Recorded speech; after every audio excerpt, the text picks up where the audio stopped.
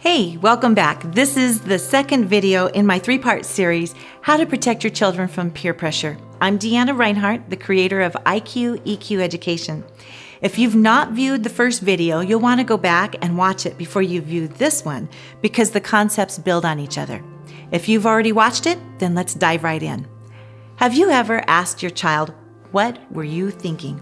Perhaps you've wondered why really great kids do some really dumb things. Well, if you have, you're not alone. Today I'm going to show you how your child processes information and what to do to turn them into academic and social problem-solving machines. I'll show you my secret formula that literally grows neural pathways in the brain to create superhighways to connect information. Finally, I'll show you how you can get your children to motivate themselves. But first, let's recap what we've learned so far because we'll be applying our motivation tools to our war against peer pressure at the end of this video.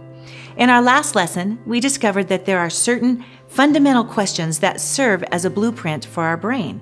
Without these instructions, we're literally lost without a map. The problem is that most of us don't even know that we have these questions, especially when we're children. Subconsciously, our brain is searching for answers any way it can get them in order to make sense out of our world. To find these answers, we look to our group of peers to see what they're doing. After all, if they're successful and we do what they do, we'll be successful too. We call this modeling. It's actually a survival instinct. In antiquity, and even up to more modern times, modeling used to take place within a safe and trusted group of intimately connected friends and family that relied on each other for survival. Nowadays, modeling happens primarily on our school campuses. When modeling takes place within an environment where a child does not feel accepted or protected from within that group, it morphs into a survival of the fittest competition that we call peer pressure. Instead of empowering our children to model success, it pressures them to conform to the status quo. Since most of this takes place on an instinctual, subconscious level, we can see and feel the effects of peer pressure, but don't understand the greater survival forces behind it. To help keep your children safe from peer pressure, I gave you 7 tools to help them find answers to the critical questions from home. These tools are a culture of vision, where students discover the greatness within them. It answers the question, who am I? A culture of honor, where students discover the greatness within others to answer the question, who are we? A culture of purpose that provides a path for self-discovery to answer the question, why am I here? A culture of connection, where students find belonging to answer the question, where are we going? A culture of leadership, where students learn significance, ownership, and self-governance to answer the question, how do I get there? A culture of innovation, where students learn to overcome obstacles and develop determination to answer the question, do I have what it takes? And a culture of heroism that establishes intrinsic value to answer the question, am I good enough? Today's lesson is how to empower our children to stand against peer pressure by reteaching them how to think. There are few things more frustrating or heartbreaking to a mother than watching your beautiful daughter loathe herself because she doesn't feel pretty. Says who? Who made up the pretty roles? This battle of self-esteem is initiated by peer pressure's modeling behavior, but its real fuel comes from self-talk. As long as she tells herself that she's not good enough, she believes it, despite our greatest attempts to convince her otherwise. She's robbed of her real beauty, and everyone around her is as well. It's the same force behind the young man who doesn't apply himself in school. Somewhere along the line, he's convinced himself that he's either not smart enough or that school is a waste of his time. Either way, his decision to stop trying supersedes all of our best attempts to inspire him. The truth is, he can do anything he sets his mind to. The reality is he can do nothing more than what he decides to apply himself to. He's denied his destiny, and everyone around him is also denied his contributions of greatness. This is why every building block of the 7 essentials are so critical. If a child decides there's no reason to try, he reprograms his purpose blueprint to abort the goal and give up. Many of you know exactly what I'm talking about. You've stayed up nights worrying over your children. You've agonized over their pain. Some of you have exhausted every resource and idea to convince them to believe the truth about themselves. But you can't seem to break through that voice inside their head. Some of you have young children who are not dealing with the more intense issues of middle school and high school. It's important to remember that elementary students are already inundated by cliques, friends, and popularity that are establishing their place in the social order of their peer group. Every age has minefields that slam our kids and undermine their self-worth. Even more concerning is that every experience and every conversation they have, starting in elementary school, creates the vocabulary from which our children talk to themselves. What we have to do is teach our children how to talk to themselves in a healthy way by reteaching them how to think. I mean, really think, with cause and effect reasoning. I've developed a formula that helps children to do this very thing. It's IQ plus EQ plus experience plus purpose. It may surprise you, or not, that your children don't know how to easily access the information required for good decision making. You see, the brain is made up of two hemispheres.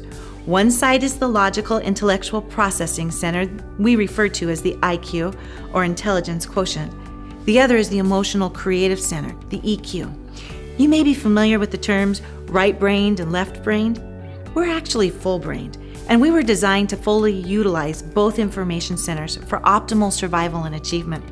The two centers do not communicate well with each other, so the information is there, but it's not connecting. This is a problem because 80% of all decisions are made from the emotional center of the brain, not the intellectual center. The intellectual information gets stowed away or cannot easily be accessed at the moment of impulsive decision making. It's why your child can recite the definition to respect and not be respectful. It's why children can tell you hitting is wrong, but have no problem hitting their younger brother in the heat of the moment, and the next moment, and the one after that as well. This is because there's a disconnect between what they should do and the when, how, and why they should do it. The way children learn was largely the same up until recent history. Most children grew up working beside their parents on the family farm or business. While they worked, they talked, they joked, cried, solved problems together, strategized, and lived life together in real time. Through this structure, children interacted with their parent teachers in an experiential way that connected both information centers of their brain. Modern academics has mastered the art of cognitive education, but has almost no tools for emotional education or IQ-EQ connections. Because of this disconnect, our children have never had so much information, but they don't emotionally know what to do with it. Our challenge as parents is to find ways to make these IQ-EQ connections at home. IQ-EQ connections are made when intellectual information can be expressed or experienced through the emotions, or when emotional information can be expressed in logical terms. When this happens, the connections actually form neurological superinformation highways through the corpus callosum, the part of the brain that attaches the two hemispheres. It connects every emotional and intellectual file cabinet of data and stored memories that are even remotely related. IQ-EQ connectors are actually rare because they require multiple components that can be understood in both analytical language as well as emotional language. Music is a perfect connector because it can take a cognitive concept and put it into emotional expression. And that's when the magic happens. The connection is made and the music transcends into concept songs. In fact, we can watch the entire brain light up like fireworks through fMRIs and PET scanners as it turns into a giant problem-solving machine.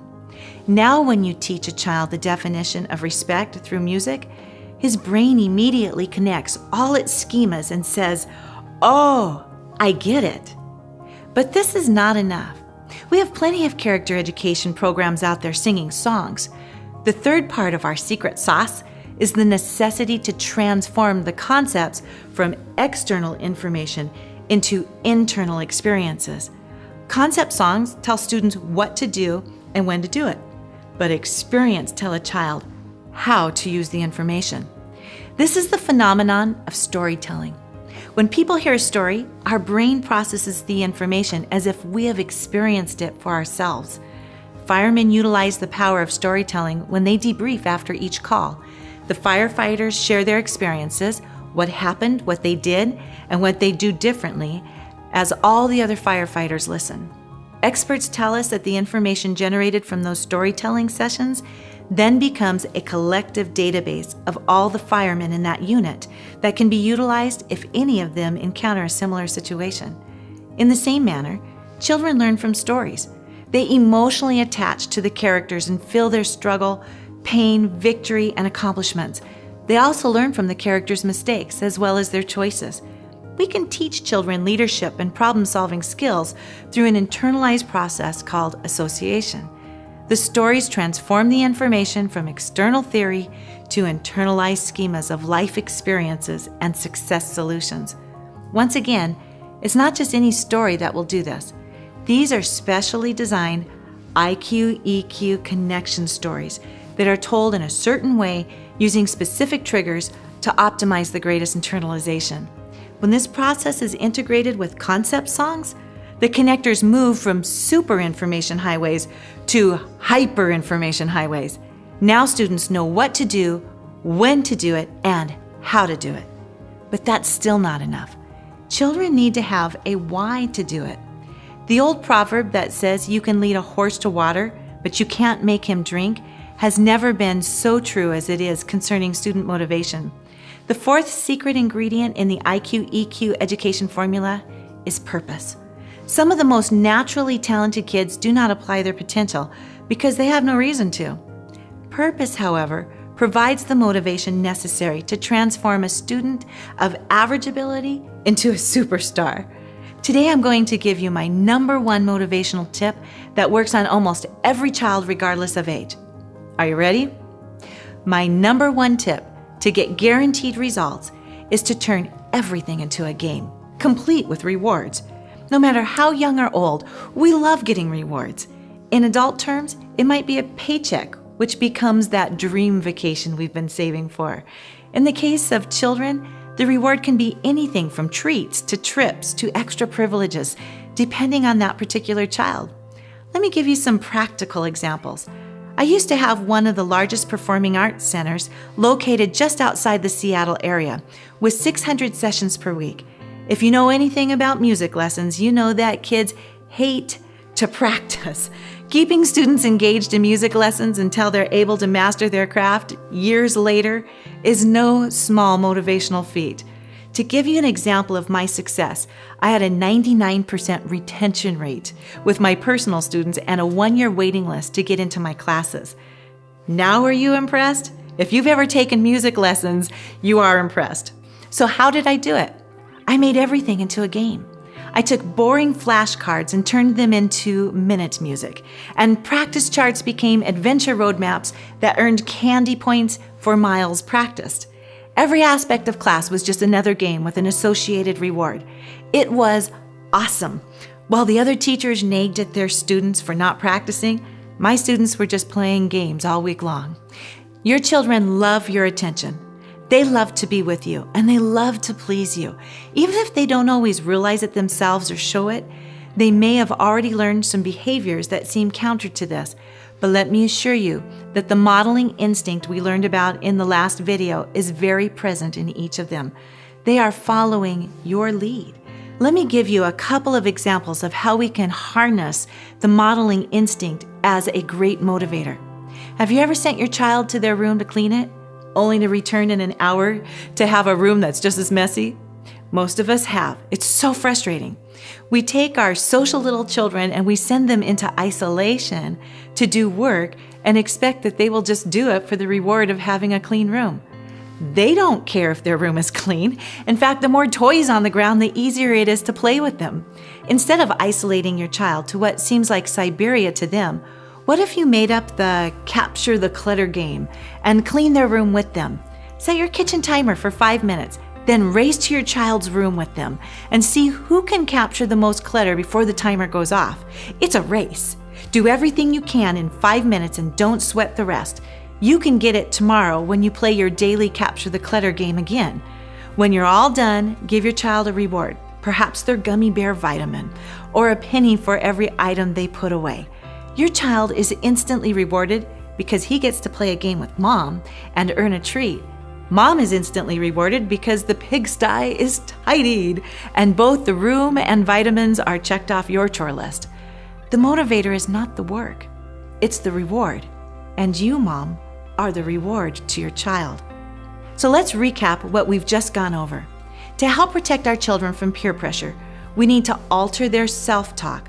But before we can alter their self-talk, we have to change the way they process information. To do this, we use a secret formula that connects a child's IQ to their EQ through experiences that are rewarded.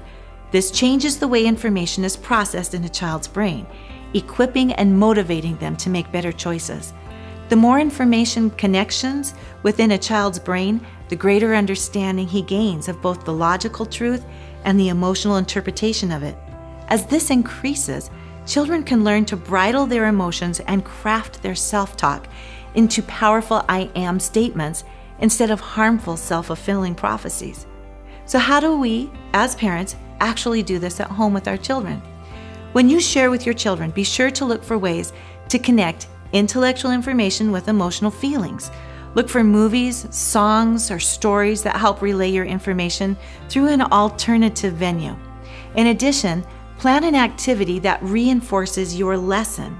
And finally, you have to somehow connect it all to your child's interests so that he can understand the value of it in relationship to his goals. Sound complicated? Well, yeah, it is, but not when you have the right tools to do it. Until now, there just haven't been any real resources that include all 4 elements of the secret sauce. Even after learning the power of IQ-EQ connections, I had no way to apply it. I'm so excited to tell you that for the first time ever, IQ-EQ connection resources are available in a Family Night Adventure series and a coordinated school music curriculum to go with it. Now we can peer pressure proof our children from home and school. I've put it together for you in a profoundly simple system called Championeers. And the best part is that the program does all the work for you. We built leadership lessons into a story that tackles critical youth issues through characters children can relate to. Then we created a sing-along CD that connects the concepts with music and weaves the story through it for reinforcement. We added movement and leadership projects that connect body, mind, and purpose together. Finally, we carefully crafted I am mantras and I can mottos to give children new language for their self-talk based on intrinsic truths of their worth.